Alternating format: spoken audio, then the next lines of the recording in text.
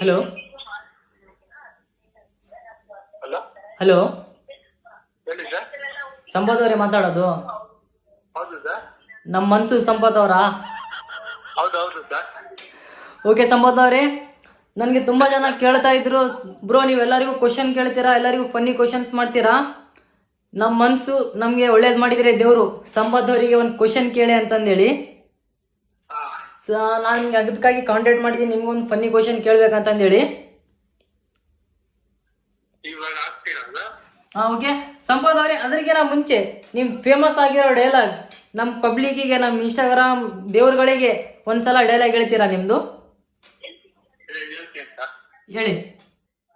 ನಮ್ಮ ಮನ್ಸು ಒಳ್ಳೇದ್ ಮಾಡಿದ್ರೆ ದೇವ್ರು, ಮರ ಆಗಿರಲ್ಲ ಯಾಕೆ ಏನಂತೀರಾ? ಏನಂತೀರಾ? ಅಷ್ಟೇ.